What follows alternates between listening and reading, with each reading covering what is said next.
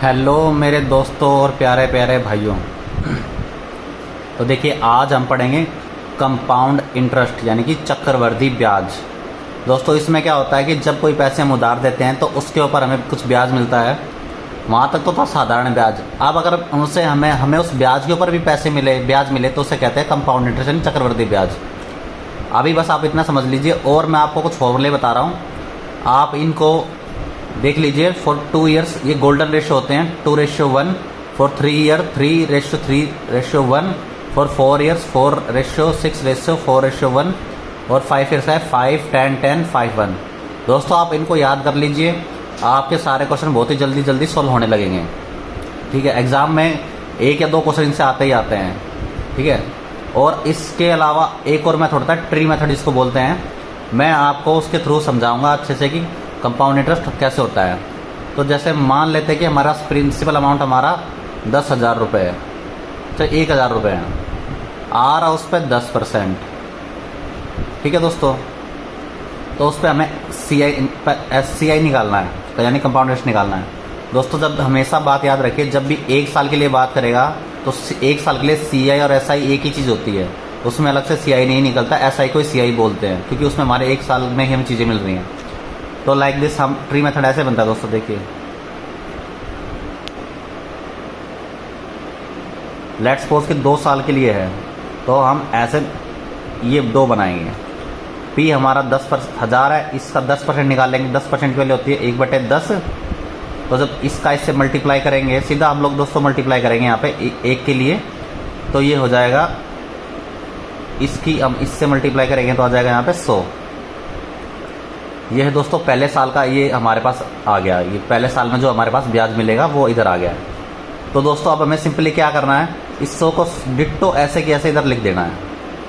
ठीक है, पहली रो में हमें कुछ नहीं करना, डिट्टो ऐसे की ऐसे लिख देना है।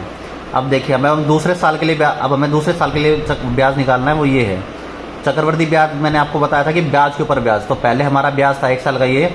अब इस पर भी सेम रेट चलेगी, 10% जो हमारी ये रेट है वो 10% के हिसाब से 1/10। अब इसका करेंगे हम लोग। ठीक है, तो ये आ जाएगा 10। तो ये जो हमारा 200 टोटल है, ये पूरा 2 साल का CI हो गया। इसमें से जो ये पहली रो है, ये दोस्तों इसको बोलेंगे हम SI। ठीक है दोस्तों, और ये हो जाएगा कंप्लीट, ये कंप्लीट हो जाएगा, ये कंप्लीट जो है ये हो जाएगा CI कंपाउंड इंटरेस्ट। तो दोस्तों, ये जो वैल्यू 10 यूनिट आई है, अब इस CI में से मैं SI ये घटा देता हूँ, यानी कि 100 200 210 में से मैं 200 घटा देता हूँ। तो 10 यूनिट ये हमारा दोस्तों हम देख रहे हैं, ये है 2 साल का CI का SI का डिफरेंस। इसको हम दोस्तों ऐसे मेंशन कर देंगे तो आपको इजीली समझ में आ जाए। इसी तरह दोस्तों हम तीसरे उसमें भी जा सकते हैं, वो मैं अभी आपको दिखाता हूँ। तो देखिए दोस्तों, अब हम 3 साल के लिए बना रहे हैं, तो ट्री मेथड से कैसे सोल्व करेंगे। हमने 3 वो बना लिए, 1 2 3, ये हमारा 3 साल का हो गया। P हमारे पास हमने लिया था दोस्तों 1,000 रुपये, R है 10%, तो 1,000 का 10, जैसे हमने देखा दोस्तों, पहले हमने 100 लिखा, 10, ये 2 साल तक का हम दोस्तों हम लोग देख चुके हैं। अब तीसरे में ये मैंने जैसे बताया, ये ऐसे कि ऐसे रहेगा, आ जाएगा। अब ये जो 2 साल का है, इसके ऊपर 10% ब्याज लगेगा, वो यहाँ लिखा जाएगा दोस्तों। या सिंपली अगर रेट ऑफ इंटरेस्ट सेम चल रहा है तो सिंपली इसका डबल कर देंगे हम लोग। ठीक है, ये हो जाएगा 10 दूनी 20, इसका डबल कर देंगे। यहाँ पे देखिए 200 का 10%, ये है 100 200 का 10% निकालेंगे, 20 ही आएगा। अब इस तरह यहाँ, अब देखिए तीसरे साल का अब इधर आ जाएगा दोस्तों, ये देखिए आप लोग। ठीक है, और यहाँ पर 10% का 10% निकालेंगे, यहाँ से 10% रेट लगेगा, तो यहाँ पर आ जाएगा 1 यूनिट। ठीक है दोस्तों, तो आप इसको ऐसे देख सकते हैं। तो अब ये कंप्लीट हो गया CI 3 साल का, ये है -3 साल का SI। इन दोनों का डिफरेंस कितना आ रहा है दोस्तों, 20 और 10, 30 और 1 31 रुपये। ठीक है दोस्तों, ये पूरा कंप्लीट है CI, और जो ये कॉलम है ये है 3 साल का SI, और ये जो बच गया ये होगा डिफरेंस। तो ये है 3 साल का SI का डिफरेंस, इतना रुपये। तो दोस्तों चलिए अब हम अपने क्वेश्चन को सॉल्व करते हैं। देखिए क्या दिया हुआ है कि 10,500 की एक राशि CI की दर पर 2 वर्षों में 17,745 हो जाती है। यदि ब्याज वार्षिक रूप से संयोजित किया जाता है तो ब्याज की दर क्या है। देखिए दोस्तों, इस तरह के क्वेश्चन बहुत ही ईजी हैं। आपको मैं एक बहुत ही सिंपल सा तरीका बताऊंगा, जैसे मैं कर रहा हूँ, आप बस देखते जाइए, इजीली आप कर पाएंगे। देखिए, उस कंपाउंड इंटरेस्ट में क्या होता है, जो प्रिंसिपल अमाउंट होता है उस पर x% रेट लगती है और देन वो अमाउंट ए बन जाता है। ठीक है दोस्तों, ये एक तरीका है, आप इजीली से समझ पाएंगे। देखिए, जैसे 10,500 है, उसमें 2 वर्ष के लिए x% की रेट, हमने रेट ब्याज की दर को x मान लिया, तो यहाँ पर x% रेट लग गया। सिंपली यहाँ पर भी x% रेट लग गया। 2 साल का लिखा है तो 2 बार लिख देंगे, 3 साल लिखा है तो 3 बार कर देंगे। ये बराबर हो जाएगा दोस्तों, जो हमारा अमाउंट दिया 17,745। ठीक है, तो दोस्तों ये हो गया है x²%। ठीक है, 17,745 बटे 10,500। तो सिंपली दोस्तों अब हम कुछ नहीं करेंगे, अब इसको हम यहाँ पर काटेंगे। 21 पे जाएगा, 5 पे जाएगा दोस्तों 35, 5 चौके 20, 5 निम 45। अब 7 से करेंगे, 7 या 21, 7 5 35, 7। अब दोस्तों 3 से करेंगे तो 3 16 3 48 3 27, यानी कि 169 बटे 100 आया। अभी अब इसका अब ये जो स्क्वायर है इधर जाके अंडर रूट में बदल जाएगा, तो x बराबर आपके पास क्या आ जाएगा, 13 बटे 10। ठीक है दोस्तों, ये हो गया। अब देखिए दोस्तों, 10 का मान 13 पे कब बदलता है, 10 का मान 13 में हो गया है, इसका मतलब ये क्या है, यानी कि 10 ये p है दोस्तों, ये a है। ठीक है, तो 10 का मान 13 बदलेगा, यानी कि 3 ब्याज मिलेगा हमको 10 पे। अब सिंपली इसको परसेंटेज में करेंगे तो 100% से कर देंगे, यानी कि 30% हमारा रेट ऑफ इंटरेस्ट यहाँ पर दोस्तों ये था। यही इसका आंसर है। आपको भी ऐसा ही करना है जल्दी जल्दी, ताकि आप एग्ज़ाम में अपना समय बचा सकें। देखिए दोस्तों, अब आ गए हम अगले सवाल पर। जो पिछला सवाल हमने किया था उसका रिवर्स टाइप से वो सवाल है। अब देखिए इसको कैसे करते हैं हम लोग। इसमें लिखा है एक धनराशि 2 वर्षों में 32,490 हो जाती है। R% दिए है, अब हमें P निकालना है। दोस्तों पिछली बार क्या था, हमें P दिया हुआ था, R निकालना था। अब इसमें परसेंटेज दिया हुआ है, हमें P निकालना है। तो सिंपली जैसे हमने पहले किया था वैसे ही करेंगे। P गुणा में 14% है दोस्तों, यहाँ अमाउंट 32,490 हो जाती है, यानी अमाउंट दिया हुआ है, तो हम वैसे ही लिखेंगे। R हो जाती है 14% की वैल्यू दोस्तों 14 बटे 100। ये दोस्तों P है, ये S है। 14 पे हमें इतना ब्याज मिल रहा है। अब ब्याज में इसको जोड़ देंगे तो हम A निकालने के लिए करेंगे, इसको जोड़ देंगे उसमें। ये मैं आपको पहले सिंपल इंटरेस्ट में बता चुका हूँ। ठीक है, तो P इंटू में नीचे लिख लेते हैं, P इंटू में हमारे पास जो हमारा रेट ऑफ इंटरेस्ट है 114 बटे 100 प्रिंसिपल अमाउंट बन जाएगा। ठीक है दोस्तों, 2 वर्षों के लिए लिखा है तो हम 2 बार लिखेंगे, 114 बटे 100। और दोस्तों ये दिया हुआ है 32,490 रुपये। तो सिंपली दोस्तों अब हम इसमें कटिंग करनी है। अब दोस्तों देखिए 19 से कटेगा, ये 19 छिके 114, 19 से कम 19 बच गया 13, 19 33 एक ही है। फिर 19 छिके 114, 19 निम्मा 171। ठीक है दोस्तों, अब ये जाएगा दोस्तों 2 से करेंगे, 2 3 6, 280।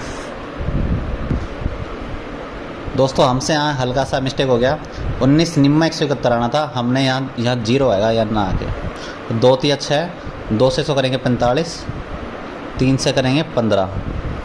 ठीक है दोस्तों, अब फिर 3 पंजे 15 और 3 दूनी 6। अब 2 से 100 कर देंगे 50। तो P जो है ये 5,000, ये सारा उधर जाएगा, तो 5 इंटू में 50 इंटू में 100, यानी ये 25,000 दोस्तों हमारा आंसर आ जाएगा, जो कि हमारा प्रिंसिपल अमाउंट था। यही हमारा आंसर है। अब देखिए दोस्तों अगला सवाल हम देखते हैं। चक्रवर्ती ब्याज पर 2 वर्षों में एक धनराशि इतनी हो जाती है। ठीक है दोस्तों, तो हमें R निकालनी है। तो सिंपली वही है, R जैसे R को हमने R% ही मान लिया, R% है, फिर एक R% है, पी हमने अमाउंट मान लिया, ये हो जाती है 1.69। 1.69 पर जीरो हटाएंगे तो 1/100 हो जाएगा दोस्तों, सिंपल सी बात, ठीक है, हो जाएगा सिंपल। हमने यहाँ से निकालना स्टार्ट किया तो अब यह तरीका आपको दिखाता हूँ मैं। ये जो P है ये A है, इसको P मान लेते हैं, तो P इधर से हटा के आप यही समझ लीजिए कि यही हमारा P है, ठीक है दोस्तों। अब R परसेंट निकाल लेंगे तो दोनों इस तरफ करेंगे स्क्वायर, R स्क्वायर परसेंटेज हो गया। अब इस तरफ में स्क्वायर कर, ये यानी कि ये वैल्यू हमें दी हुई है। अब दोनों तरफ अंडररूट करूँगा मैं, अब दोनों तरफ अंडररूट करूँगा तो R बराबर हो जाएगा 14/100, ठीक है दोस्तों। अब दोस्तों देखिए R 14/10, अब 10 का समान 14 में कब होता है, यानी कि 4/10 हमारे पास दिया हुआ है, यानी कि ये तो A था, ये P था, 10 पे 4 ये ऐसा ही आया, यानी 4 ब्याज मिला मैं 10 रुपये में। तो सिंपली R कितना हो गया 4/10 इंटू 100 परसेंटेज में निकालेंगे दोस्तों, तो 10 दाया 40% हमारा ये आंसर आ जाएगा, यानी रेट ऑफ इंटरेस्ट हमारे 40% हो जाएगा आंसर। तो दोस्तों आते हैं हम अब अगले क्वेश्चन पर। ये क्वेश्चन देखिए दोस्तों और उससे थोड़ा सा अलग है।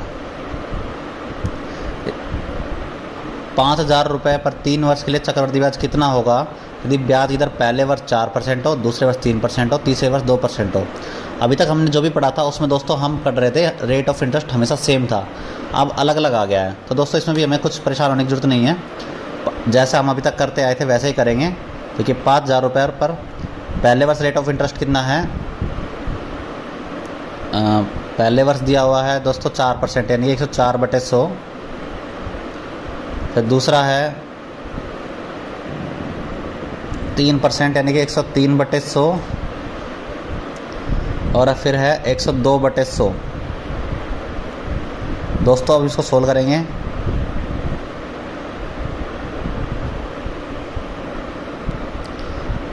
दोस्तों जब हम इसकी गुणा भाग करके इसको सोल्व करेंगे तो हमारे पास आ जाएगा 546,312।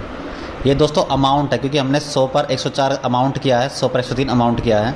तो सिंपली जब हमें CI निकालना होगा तो 546,312 जो हमारा अमाउंट है इसमें से हम 5,000 रुपये घटा देंगे जो हमारा प्रिंसिपल था, तो CI आ जाएगा 46312। ये दोस्तों आ जाएगा हमारा CI, यानी यही हमारा आंसर है। दोस्तों दूसरा एक और तरीके से हम लोग ट्री मेथड से इसको समझते हैं।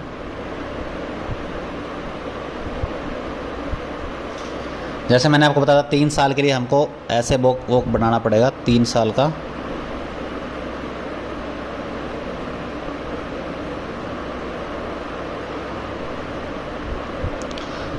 First year, second year, third year. तो दोस्तों P हमारे पास 5,000 और पहले वर्ष के लिए R है 4%। 4% की वैल्यू होती है, देखते 4% लिखा है, 4% की वैल्यू होती है 1/25। तो पहले वर्ष के लिए जो ब्याज आएगा 5,000 और 25% 4% यानी 1/25 से करेंगे तो जाएगा हमारे पास 200।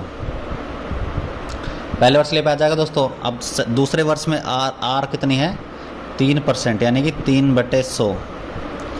तो दोस्तों अब इसमें हम कैसे करते हैं, पहले प्रिंसिपल पे अमाउंट ब्याज निकालेंगे हम लोग, क्योंकि चक्रवृद्धि ब्याज प्रिंसिपल पे ब्याज तो मिलता है ही, साथ में जो ब्याज मिलता है उस पर ब्याज मिलता है।